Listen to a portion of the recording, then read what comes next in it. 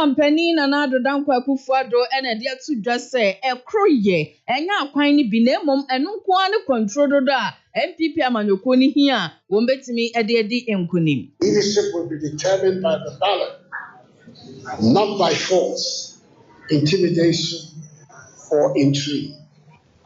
Ora Justin Kodua Frimpon so extra say MPP amanyoko na ba ombekwa akotui so bi ya na adwin so be ye ntwintwan na mu a wo mbe me action. And our party or outside our party who has any intention of discrediting or trying to demand the beauty of our democracy can be united first that we care. NPP about to okrona mu na posi pani IGP tre say wo bekọ eye polling station bia na wo yi aposifo a ba ku bia mu na aposifo be se duoso na bebo ho ban. Police is ready, and so we are giving you all the assurance that we will do our work peacefully. Appeals Court and Ashese Ghana Police Service Chief Inspector said Dianai bi won peja won dibremu. The police board promoted some officers based on the amnesty. However, this set of police officers who brought the action were not promoted. In some year for become one year, there's some say no me and some bremu kasebo. Yeah, live for Facebook. Ayabo. HELLO101.5FM. Nature Buadwin channel. What the two Bekin can YouTube your despite media. As today, woman you mequedia. Abocha clinic was a stroke ya dear do nyamo jabroso diabetes kidney wanted to madon so ya kuma mo ye wopa war wachika sem tutu ya dear be do nya wanum nra won pania enko no momodiafo ani chemu ewa abocha clinic no mo fa abocha kwanso ene akupacha kwanso nsa ya dear womo wa akra bi watama ena kuma se santa se fanchine bra 0247904473. Ordinary spices na test wo mo de be ye aduane a eye dan kasankasa kasin obi adi obedi biem ye water can there jollof rice there fried rice kan ho obenya stew there goat there beef noodles there and shrimp there nso ewo ho and wo de ordinary no dairy powder kan ho tea cocoa pampa bibi ademokedi fa bigum 25 kilos kase pa wo ho a mamoton ice kenkeni cocoa tea mo beto aye adwuma ebusu krom na utudodo a omo asafo commercial bank area ho a 020-780-5398 Oscar Mark Boutique nso edeniema pa baja so madie memade mpanini nkoda de ma ade siesie ho efi uturutu de besi onase say ye ntare a shatan tafie de ode kwa sorry de ode kwa dwuma wedding engagement dear whoop lace suit best spread perfume handbag purse makeup mo friendly and wo diapers ni na benya bi ato or prepare the second street one ahodo sokoban petrol station e di nhwani mu baby a ECG transformer ni sie no wadum 0208120280 Nature Smart Dental Clinic nso ebwa yengina said ye be ya yanum ne yesen enema bekoyie eno nti scale ne polish no mo ye twi sen yi ase afi ne nkanka no wosen to mu sisen ewo ho wosen ase na wosi etu ne boko ya wonim omo hye braces o ema wosen sisi ye kama obese pie fit afa no mo nyema omo ye root canal therapy RCT no afi halitosis wanum carbon no ombeboa pa ma onum akokama dental cases bia ho ne yedeko na Nature Smart Dental Clinic say omo sada wo oral shopper omo editor oral products enunti edwada kosi memenda anopa 8 kosi anwumre no nsia hwehwe wo mo kumasi ha de omo kase Liberty Filling Station omo ne farm depot di animhwe omo sa wo konongo ya no afre 0539 917711 Icon Vision Center say wo hobby etiti woni no bomodi afabra san say omo a doctor for nim die fo eba ani hu omo yade omo san wo abafu mfidi on besisi wani no so yade no ehye wani echi kra ebehu me ahwe na yetu ase de ama wo glasses na wo se sesa na ebesesa ye ko schools ne mia odo koye ntiti edwumadie de mo manfo e de fa ani eho na wo mo ewo new amokom City Star Brosign mo de ben enkane abude restaurant no 0244777028 Vicdunk Healthcare, liver, any kidney specialist hospital. Was who saw brebo, ahrawa, any mere tisano. See a case huru, any mabu upon answer, dear film from one, Fabra no more show. While what doing so mujari, and mamma mujun so tramu how, emujabro so sitre yari, brebo mudi edining in our alcohol, who we swa, omoya massaging, on better to me or come facials, eka home, and na afe stretch marks fako honum, or hyperpigmentation, and a deep pigmentation, said your skin and answer ridiano, and your master basa be a fako. Woman from the free air India by 100% natural medicine. No, I should show woman. Vicdunk Ewokumasi Mojo Dabain Sokobain, J.A. Kofor School Junction, for 0247 6654336.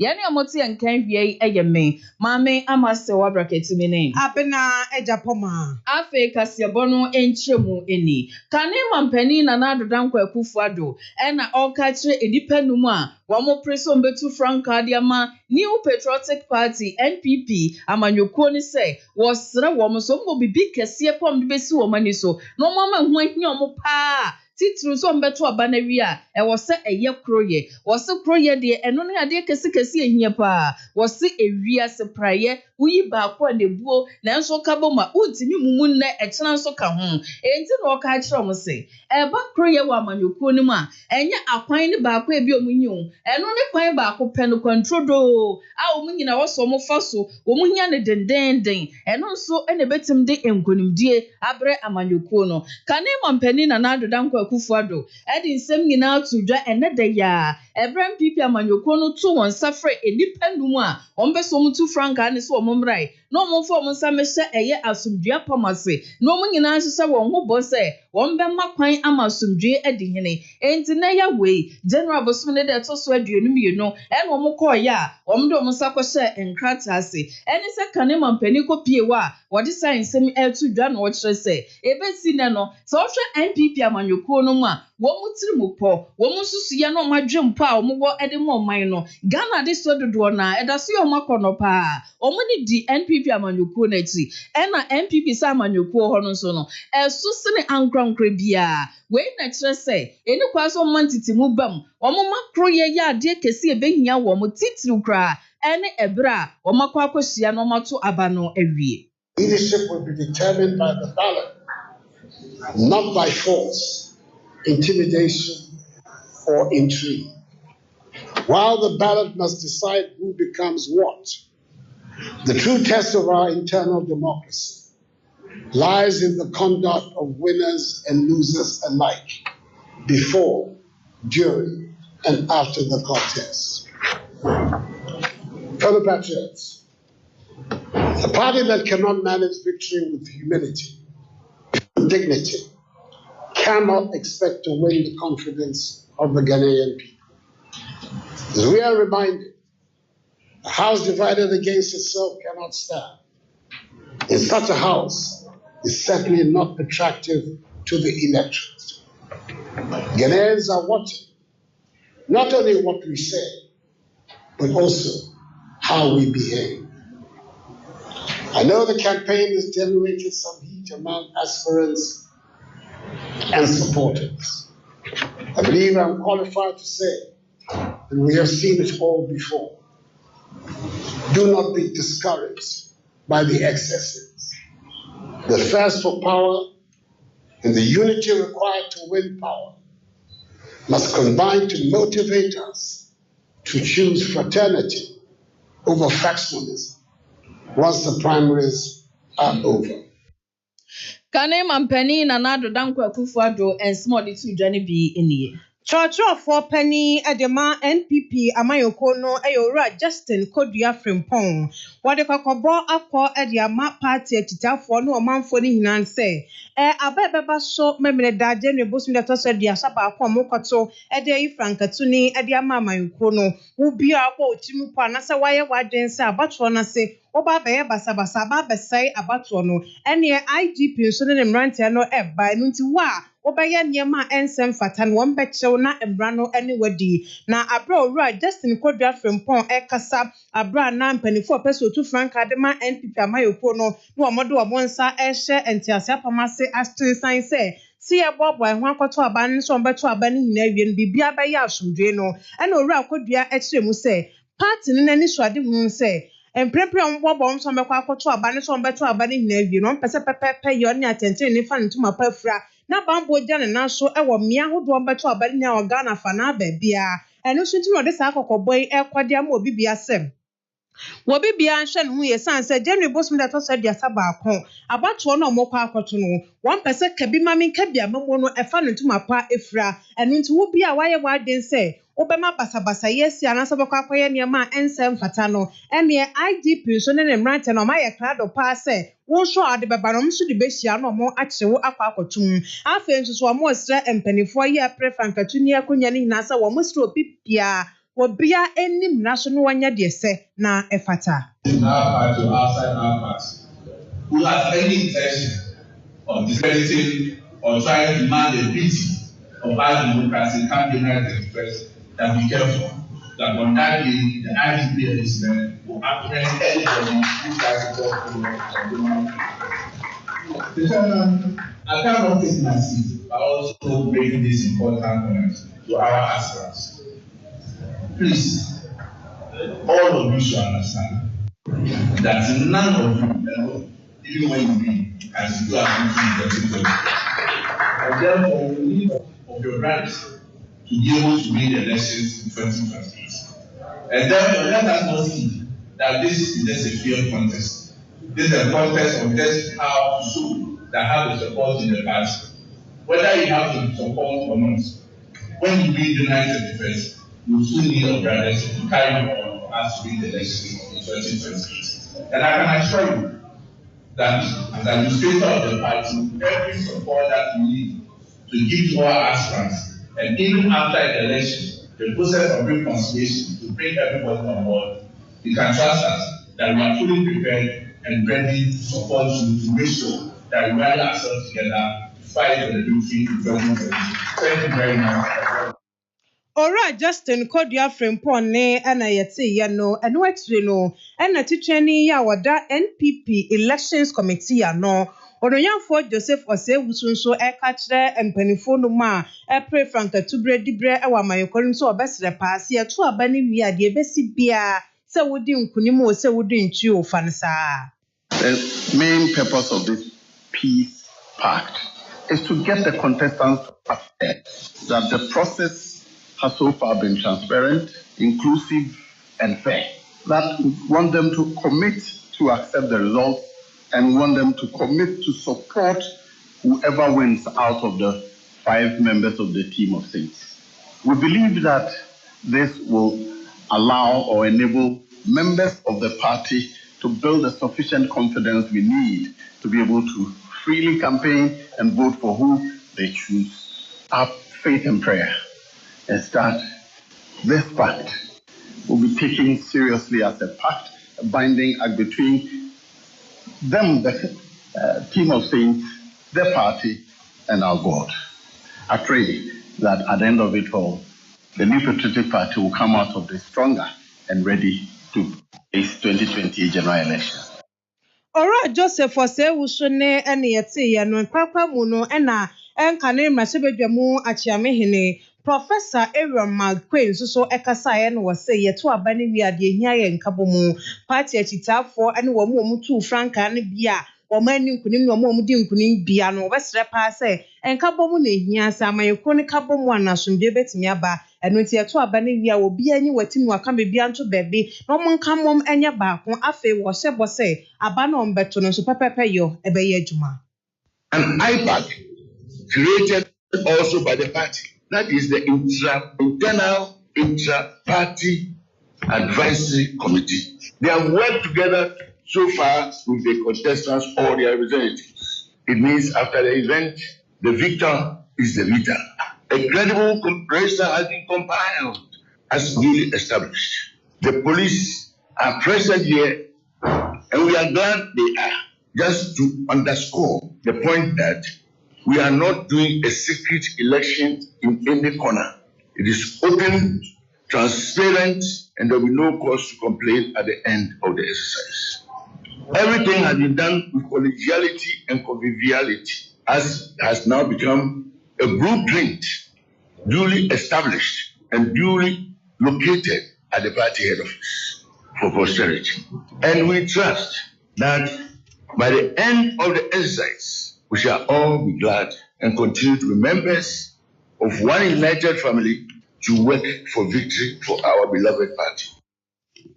Akan mrasebedwamu achiamehene Professor Ariel Mike Kwene na yete no. Yada so wo MPP amanyoko na ba wo kwakotu ni General Bosome na de to so aduasan ba ko e wa afi mu eno na Inspector General of Police IGP Ghana Police Penny Ora Christian Tete Yohonu wono so e de ato New Patriotic Party MPP amanyoko no enim se obi anka na komanto na yem na 31st aba wo mo kwakotu no wo mo so sa posifo wo ma yeyire de papa sa bambo kese pe mu odro wo mo de besom wo mu eno nti IDP stress polling station bi ombeko no aposifo anko okra no ba ku bia aduoson eno omde ombeko sade be ya wometimi ayire bambom na nkofo mba beto oba ene mpo abato commission fonso omoko no wometimi abo mu nyina ho ban womani suade hunu kese pa ne se womo bewie no na oman no eda so ewa asomdwe na abato no nso enhunumu abem amemu etimi adaho IGP din nsem nyina akoto dwa enede ya ebra na NPP amanyoko no ato onsafre enipa numu a wombeso mutu franka ne se omumra no omfo monsa mehye asomdwe pamase na bibia nso enkoyi emu na IGP sadi tu dwa se abato okro ya ahunti no womatwe pen de si paper so atro krata wa ede akwa osuafo a ono hwe oman no afisam so ono nso nye no nkobo osuafo a ono nso hwe oman ne bambo ensam so omosre pa womo masrafo sade be ya abato nde bekoso oboko mpotem ho no ometim de sa asrafo no akoho enti wo se so yiboku de edisi nchen ompasom de asrafo ne koho ya de aka ni nyina de asrafo ne bewo achire dom na mmom aposifo ne befre di animu akobo ban ede ama omanfo a ekoto aba ni nyina. Police is ready, and so we are giving you all the assurance that we will do our work peacefully, and then we will contribute heavily to make sure that at the end of the day, the one you want to be the presidential candidate who you want to let the person stand for the MPP party will come out victoriously under a peaceful security arrangement. And so, police, want to thank you for reposing this confidence in us that you want the police to do this security, to provide a security. And we are happy to come here in our numbers because what is happening today is about signing a peace pact. And because we are peace officers, that is why we have come here in our numbers. All that we want is that there should be peace so that at the end of the day,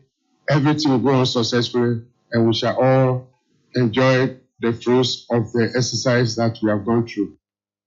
IGP Ghana Police Penny Ora Christian Tete Yohonu Nesmo odi tu dwa eni eno ache no onwanyamfo afenwoma kenso kire se ebre BNPP amanyoko no womo ebeka bantiri mu dendenden kroye beba wombe gina se ba akofo ba womani suade hunu ba akono ya na nya agro wose amanyoko na nyinhim upusu no kure mpusu na emmom sentitemu ba ye no maye haha sesebia tentehuo eba sa so a esunsunsanso bone no my Ghana and I am Akan. Distinguished aspirants, your supporters look to you not only for vision and policy ideas, but for cues on conduct.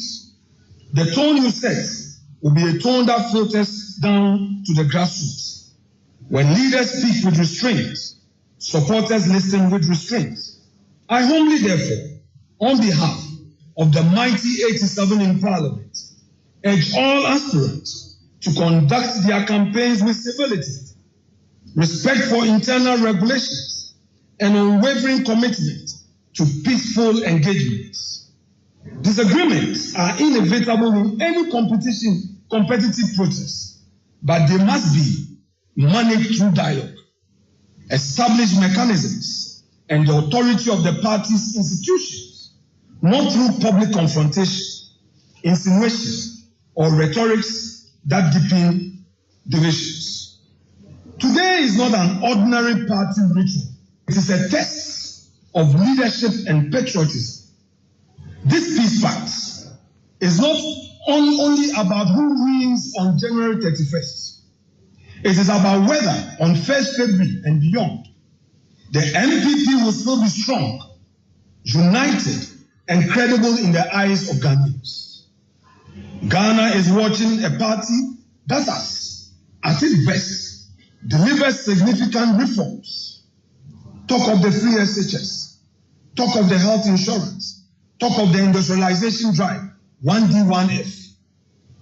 Ghana is also watching a party that is anxious, polarized, and yearning for competent, honest, visionary leadership again. The stakes are higher than the ambitions of any single aspirant in this room. Unity and the cause of division. Let's note, the history of this tradition teaches us a simple truth. Whenever the MPP is united, it is formidable, and whenever it is divided, it bleeds, and Ghana pays the price.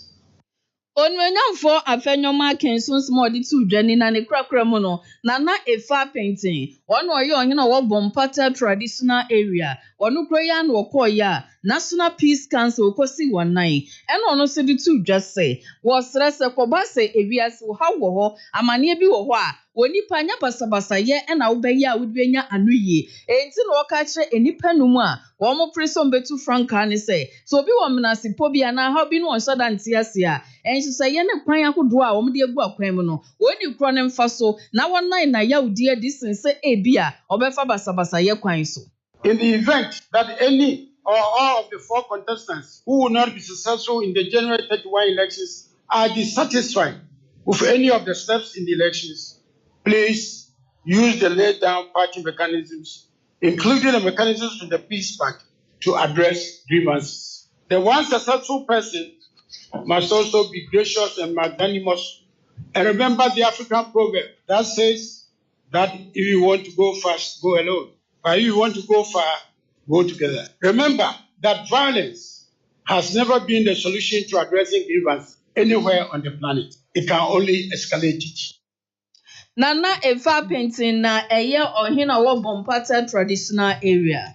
Tiafo hina nimsam se enne mpanifo apesetu franka de ma NPP amayopo no edo monsa ekwahye asumdwe apam ase ewo Alisa Hotel na mpanifo aprini na obi akoye de ne sakwahye ase na Dr. Brian Champon so obi wo wie no ena ode nsentofo kasa wo kire mu se wono de wo obi opa asumdwe pa enu nti efri da wo kofa form se wo pese wo pre bia no wo bono nto a wo kwa wo sre atu ani asian fo so mo nto ababa no wo ka wi a ne se mo de to aso ane se asumdwe ye pa asumdwe wo party ni mu enu nti wo hye party chitafo hina bose wonye bibi e besai asumdwe wo NPP amayoko ni mu brombo bom ho akoto aba adom beto aba ne so beto aba na awie ni nyina no bibi obe bia ebeye asumdwe. But we've been on this for 6 months minimum.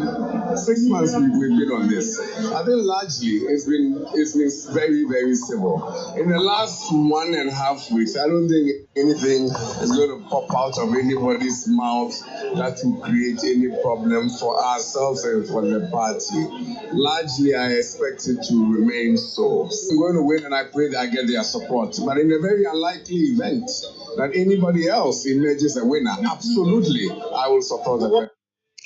Dr. Brian Champon penny opeso to franka edema NPP amayopo no nene na yete ye no. Na NPP amayopo no man ye wo ne nyina enese anopei ansan kra na wia bebo ama omakwa akodina ede wonsa hye asundua pam na se no ena kane chotrofo abedi ekire ede man New Patriotic Party a onu kra say private legal practitioner mranimni nana obribo ahen wono so kasa di tu just say mo se the peace pact mo ko mode mo sa kwa akohye eye asundua pam ase wo hu ene MPP foi sign de yo na su we was one sudden home for so be a also. As a sabi address ye why fe, ain't here for the camera. Wamu kono makwa kuchuchamfuni, Bibia and Webessa. Nana obri boy hitrese. The entire work can some way and say, Yakasa bia asumdia pama, a young crata and ya trotro near Mabusuo, and will be added in Sako Sassi, Nansu obi sassy.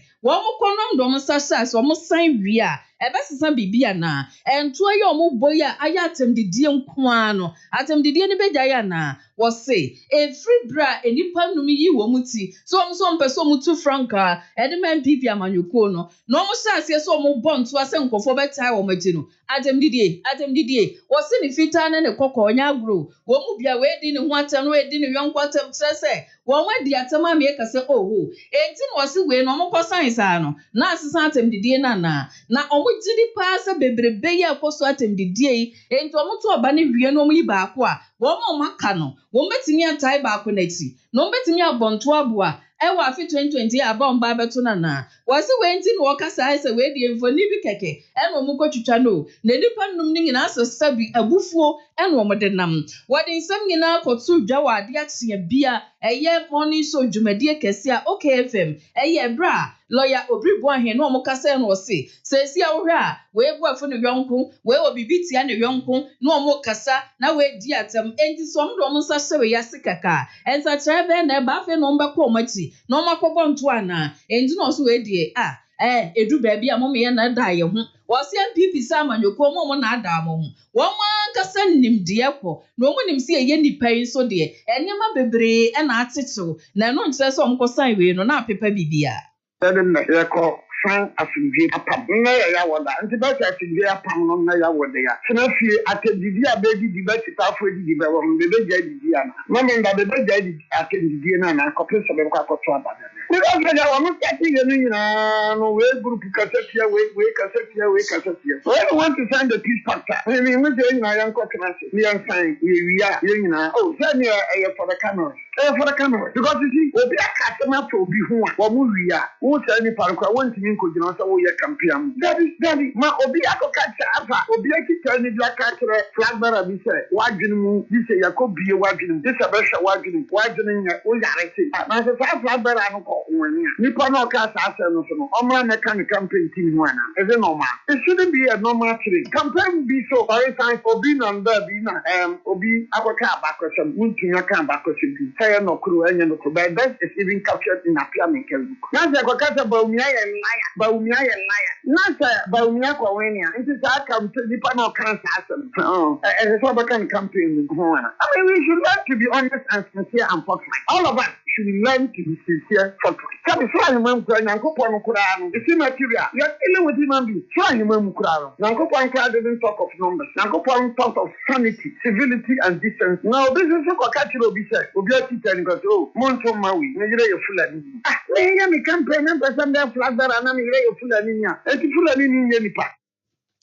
Wawo wasi we nyina mu kura no MPP mpanimfo na di amanyoko nanim no Wama mo boss antwa kan sema kesie nso kro muntimi nya ho hwie o wo muntimi nkrakra wo muntimi nkan obi anhye sema munyese edi we mu kosan we de daada mo ho a ede na de beba we yamranim ni na obribo ahen ne nsam ni bia ya toa kasebo no so na yakọ ensemfufuro mu na ene court of appeal ye wo Kumasi wo mo ekwasete na o ma hye se Ghana Police at 9 animanimu ya Chief Inspectors aduanan ye mre bi etwa mu na ye ma wo manfo promotion mu de yi o mu fi mu sabre no na Inspector General of Police eye IGP Dr. George Akofo-Dampare na wo sabre no sa Chief Inspectors a promotion no wo mu yi o mu fi ma ya mo mu bi no animanimu ya wo mo nhwe na yemfa sa promotion mu amafia mu abusum nsia ne ma wase de mu bia no so yenhwe na yemfa ma wo mo na sa police officers wo e aduanan yi wo mu yina eye Chief Inspectors na wo mo e de asemi ekodan court eye September abosum de to so du nwotwe e wa afimpio ni aduonu miensa ne mu na de tie ne sem Emre bi etwa mu nanka wo Ghana Police Service na wa ukọ school ebi a ukọ school no wankọ akọbọ mpanifo amane wa na odo open na ukọ school no wi a na odo degree ne ba enya de se obekọ se mpanifo nsa ma promotion san se wo kọ no wankọ ankwasire obi a wa na odo opekọ ye ntu ba enya de se ye ma promotion na eyeye na eno na afimpia ni aduo no mpanifo ye da Ghana Police Service ano eye o madwen se sankofo ni ade enfo mo ba ne nche o mo ye mo amnesty na yama sankofo ni hina promotion enu nti akoba asa sankofo ni hina no empanifo emomu promotion na womu promotion no sa chief inspectors aduanan wo mo de omuti anye yeye yo mu firi mu a nya de sa promotion no ye mu ebie eno na sa police officers ichiremu say wo mashum Ghana police asran no mfinhia aduonu ndukosi aduasani eno mashum oman Ghana aye adumaden na wo mo say ansa na sa promotion kra de be ma no this wa for police academy wokunya Kora Police Academy hona banku ade na say ya two dibred ma assistant superintendent of police na wo mu chiremu so mu juniors kura edu o machi kura na sam next no ebi kura ka wo mu hina kwaye ma na make say promotion o mo sa kom de na nso mo de chief inspector aduana nya de so mo ensa ka bie enu nti Wamu chwa krata de kodan court say court ne hwe na wondi asam no emfama womo na womu nsam omo de kodan court no na womu se court no enhwe inspector general of police say one shana sa promotion one for modie emma womo na yemu omo nko police academy ho straight kra na fe eniema ni ade esefata se ade mo omo bia na mo bra o mahwe hina no so no yemfa enka womo ho yemfa ni hina emfama womo na eno na Kumasi High Court 7 ekwa asetena his lordship Justice Frederick Tetetina adwamu February bosum de toso num wa afimpie ni aduonu num no oba asem tu gu ba bia wo chie mu se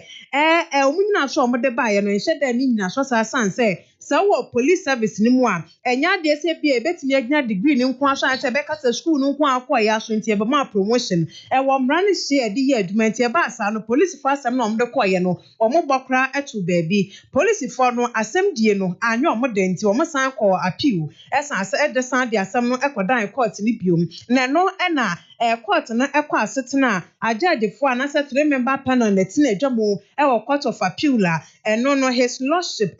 Justice Eric Barton adwamu no chiremu sem Sajina si edi kan ba ye no eno no entwa yi asa attention ni anhye da anya adwuma eno ti de edi kan wure ni edi kan ba ye no wa boato agu ba bi kra na wo hye Ghana police atan ne say ni manimu ya sa chief inspectors aduanan won promote wo ntempa na afi wo mo abusumi nsia eniema ni ade esefata wose ede mo bia no so no a police for no hwe na wo emfa ma wo na owura Samson Kwame Nyameche ya man bo for penny yo wo ha wane Samuel Aguri ene kopie mu court wo enu nti abra asem die no eba awiye no ene omo ne sa police officers ya lawyer for kasa ye lawyer ba kwa mne ne kasa ye Miss Ann Agbechefa Esquire enu no chem se na ni ade papa sanse sisi ano attention ni aye adwuma de no mo pe no mo nsaka na bra asem de ni ba wie bra be hwe anigye no osebo a na police for no ebo sa police for aduana wo mo ani ade pa na yentie nsem o mo lawyer no ede tu dwane bi. The police board promoted some officers based on the amnesty. However, this set of police officers who brought the action were not promoted. They were just congratulated. So they brought an action at the High Court claiming some of this release for them to be promoted and all the benefits that were due them to be paid to them.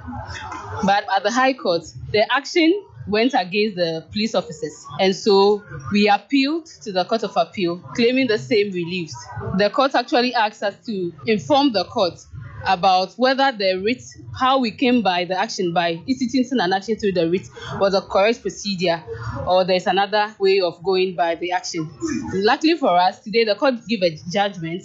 and indicated that it was right for us to have brought the action by a writ. And so the court gave judgment in favor of these police officers. And the judgment of the court was that the police officers be promoted and they are given 6 months for them to be promoted and all the benefits that are due them to be paid to them accordingly. And in the words of the court,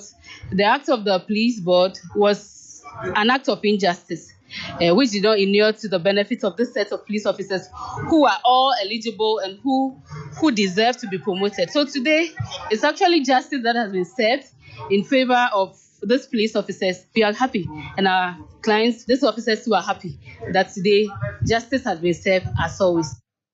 Chief Inspector said Yanai Bako lawyer and Yaneno Ekasa Yana Maniboi, Yaman for Penny, Ora Samson, Kwame Nyameche, and Afe Samuel Aguri and a day a baye. My uncle and some from Ghana swore for show minor amanone and some so. Ayononya for Samuel Kudeto Ablakwa. One idea to just say, one more to report in Shahudo a guaquem say, Ghana addition for Omako PM Ewa Mononeno. One bayan to Shahudo bebre dia boawomo, they did cry crano. Was say Ghana diplomatic mission be an say, Yatsna ye be a war Ewa Mononeno. Ombakwa where the friends say student decks nibi Ewa honum. Yasada Bobaby as wa. So be a Ghana disieni, na bibi no hiamwa, a one and ordinary sumina ebefa. And no cry a dancenya, was this ye tiba scholarships a woodwa, yana Ghana disiafonia, edikoko siadieno, and no shomugusu edi hun koma, where so bet me di ebi Akan. Ononya for some could the tablaqua, extra say, where ya anamwa woodwa, Mampeni John Dramani Mahama, and in the end this abino a to say, Ghana disiafwa. One woman on the Asia Dino, Robertinia call what when ye dear tree, after woman, almost so we are this yana, or massa bowing to Ghana ha, no more so more from the Akron Betimino, or my year at your bois or mining to tree, and in Puntu, or a black one is sending out to dry a bra, best and I watch you cranny, one Ghana at the Sia from Penny for the Dabano, Eco Shire or Europe, Asia, and America, what did you come more, Ebisa, one more, and Yama who drew beer, one more passage, yeno, and one minor embassies who high commissions no e kabom na ye yema woma e betimi aboa o se anum no ma ba bedu hai o se de edi kan kra na fie twem no de make us your friend student dex o bo bia bi di aboa wo mo no o se makomako du ba ko no obi ebieye na o hwe de adesuafo no wo mo nam so ka na chese eboa wo mo pa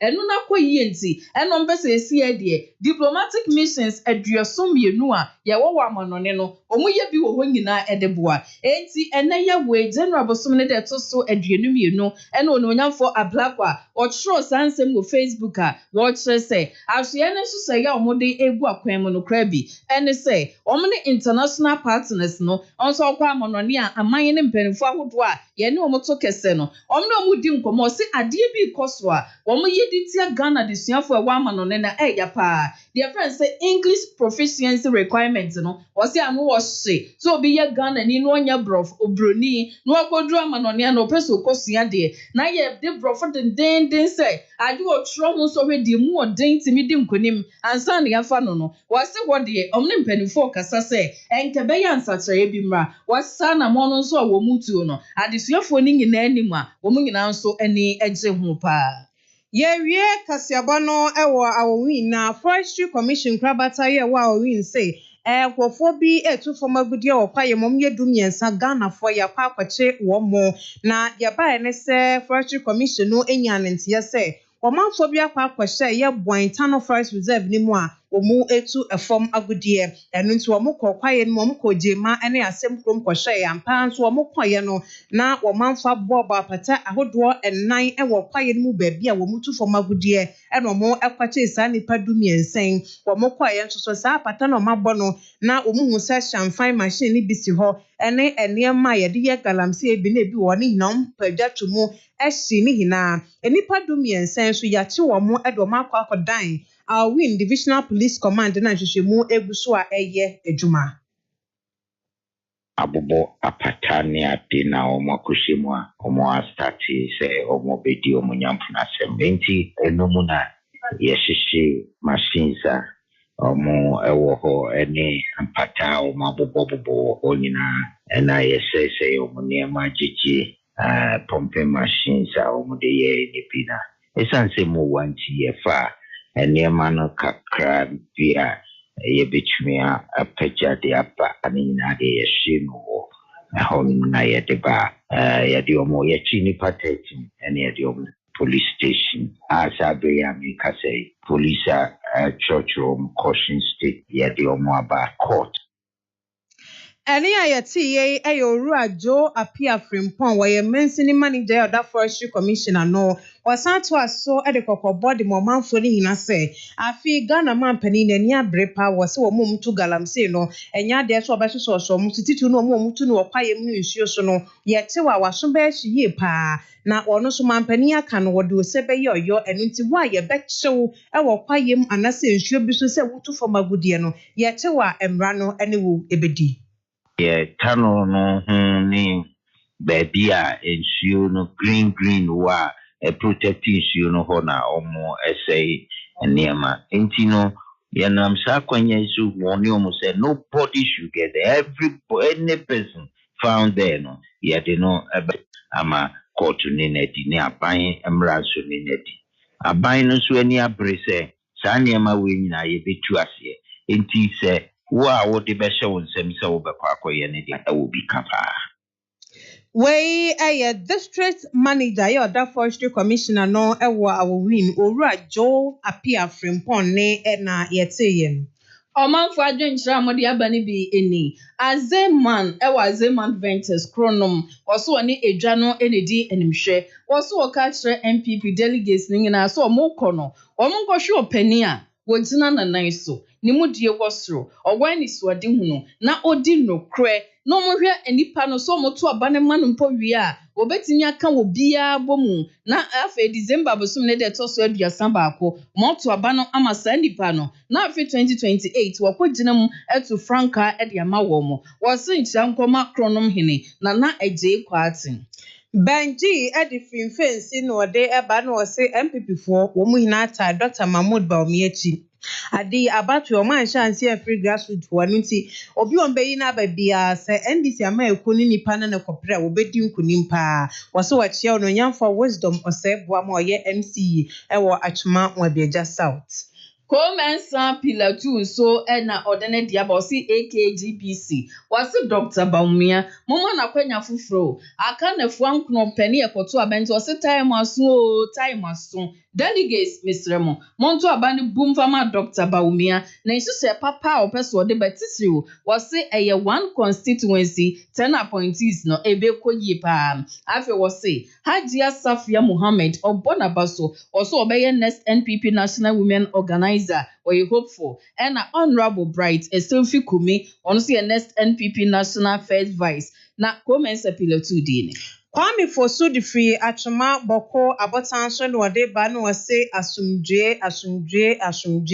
NPP for ye hia asumdwe o sanse no ani ade Ghana man no ehia na we wase a friend Great Jack say or the yakotro no one was Proverbs 16 verse 18 no was saying asem no egesa pepe asem e wo ho no enu na eku NPP amanyukuo no wo mu nyina hom sesabi enyansafo obia ne ho ye na adwen so wo bre ne ho ase na wa hyemra na wa hye obi ase o wo se eno so de enu no mu ntimi nye no wo ka kire wo mo nyine ni so o ma nyai pa na obia hu ne ho nyansani a eno opposition ho de ombese kwa chepa Akwasi being the Fred so besi ase no de ba no wase mampani dada na dankwa akofo ado asem na waka no ye nya sumdwe e wa abato e ba betum de hia kra e ya fimpio ni aduonu nwotwe abato no nti wose tu an na esi an fo se omonto abama Dr. Mahmoud Bawumia sanse wonno e na Ghana fo ni no na ye di kan aton no abo ne hu dawro ya o wa adwempa e de ma amanyeko no e ne Ghana mine na capito ewo goso menshia was say still possible Dr. Mahmoud Bawumia 2028 obabwa adwuma de nkonim enti was delegates ni nyina se omoma na kwanya to so biem na omedi amanyuku nanim na papa na de obebua obeye adwuma ni nyina mayamfa we enwie Richard Boahen wo entonso Adventist Girls SHS wono no se mechiachia mu ewia bonam kase bo papa no etwagu ha metie ni de mu oden monkoso anammo adwuma saa omanfo adwenkyerɛ kakra omode baaye ni yemfa emu aseda emanyimeko ebuaye Icon Vision Center say they netiti wani no ade wa kyerɛ wo hu ebe wa wo hu wani ayekɔ eprusu asane ma bi ni nenam wani so pressure eda wani so glaucoma tete odi ha obi abomode afakɔ Icon Vision Center na Dr. Fuanim Tefoni abefo mfidi omode aba no wɔn mfa nsisi ani ne so na yadeɛ bi etiti wo bia no yɛnyi mfiri wɔn na ho ɛntɔ glasses no kora na wɔsɛ sesa ne ma wa yɛbɛsesa no ne yɛma wo abɛfodeɛ na aboa wo yɛsan kɔ schools no mmeammea wodo bebree kɔyɛ nteteɛ dwumadie ɛde ma ɔmanfoɔ ɛfa ani ho Icon Vision Center wɔn wɔ new amakom City Star Labrosan ni mu ɛbɛn ɛnkane abude restaurant wɔn yɛ adwuma adwara de kosi fiada no pa no wɔtwe de kosi anwere nonum memne dani afofi dade anɔpa no nkron de kosi awia nom yinu 0244 777028 0244777028 na Vicdank Healthcare baby a Dr. Victor Nana Dankwawo ye kwa kopie mo ye liver and kidney specialist hospital omukọ India kwaje ntete di nra 100% natural medicine abepie mo Ghana ha and what is surgery was say oh fatty liver kidney stones hydronephrosis and gallbladder stones gallbladder inflammation any bladder inflammation fa nyina fa wo hepatitis ni B ni C na je se usa wo brebo ahrawa ne ade se sade fimfam ho emu abobo apo anasa wuhura ehọ na wo de kro wo ye bema na prostate ne hawa ba ho dwunso twa na fakoho emojabro so sichire yare high cholesterol na sadi ada omu UTI junsom yare protein wo junsom high creatinine na de keka ho no fako Vicdank Healthcare omo ye massage no ye twetwum ye mia pa ma ho sisi ho so omo ye facials enti ye behwe wanim aye ho kama ma afi hu wanim a ebe ye wakono obi nso wo ho na wo redie nani no baabi tum baabi ko eni mu nsane ade wo se eye stress master fabra hyperpigmentation deep pigmentation ningina omoye ehwo adwuma hwehwe Vicdank Healthcare omo kumasi ahoje da ban sokoban JA Kofo School Junction ho for 0247 665436 and 0502 230999 Oscar Mark Boutique nso ede niema pa ba niema ade siesie ho efi uturu so de besi una asesa oye oba na be ma pani anasa akoda niema no de o shatna snafie de ode kwa sorry de ode kwa dwuma official papa bi wedding engagement dresses ahodo ope designer lace and suits best spread perfumes handbag and purse makeup ni hinano designer de ahodo ni hina benye biato baby skirt na ope and bags wardrobe car seat traveling bags mo friendly and similar enfamil kendamil actamil Cerelac or more diapers later in just ne hagis no Nina Oscar Mark Etumbi or Premper the Second Street one near Hojo Sokoba Trotro Station Edin Shedimu baby a ECD transformer no no the atosum no were doom a diner first Atlantic Bank womuno or Monet and Canyon Higan Wood Village in Sokoba Trotro Station Din Shedimu the atosum and son were doom a bear Fanny House a bench Acadian Brothers 0208 120280 0208-120280. Nature Smart Dental Clinic ewo ho a yema ne da yesin so yema yesin shakam na yenua serekere a mu aye no da bi e se ekohwe yesin ma yesin ne yenum apom din ne sipicita enti Nature Smart Dental Clinic se bright scale ne polish no mo ye friend si twitwie o matwitwa wa so ne yema nyana afen so osi atu a wo mu sisen wo hombesi ama wo sena se ne wo si etu abokọ asumdwemuli o haw eniho wo sene sabien sisi ya show braces kama ena wo opese wo se pai fita no o me ye teeth whitening ewo ho o me ye root canal therapy RCT ena wanum carbon agi aboso a o me okon be fa so aboa wo bibi e fa sen ho de e fa ko ho o mo bie oral shop ene ma be ma wo sene wanum akoyi pa oral products no ebi ena o mo de ton na Monday kosi Saturdays no mo bie 8 a.m. kosi 6 p.m. Public holidays kro mo bie Kumasi hade Wokase Liberty Filling Station ho ne farmer depo ne di animhwe udu kononwo a Lady Dina or say Abrosan nim new baby a new boy filling station wo na ho na abehu for 0539 917 0539 839335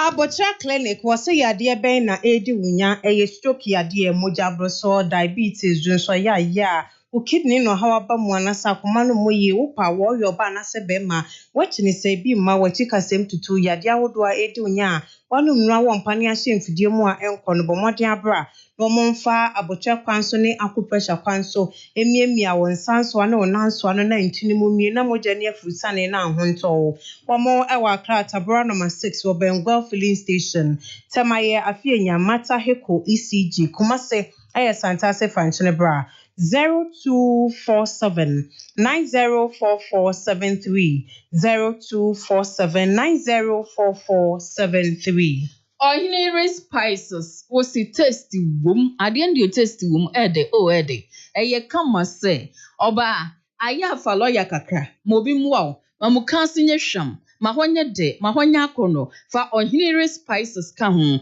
de woye bia fa kakra gwono mesi ukokrom pa akwaje onam na ado ohine egu ho na wonu asa wote ode ye nkwan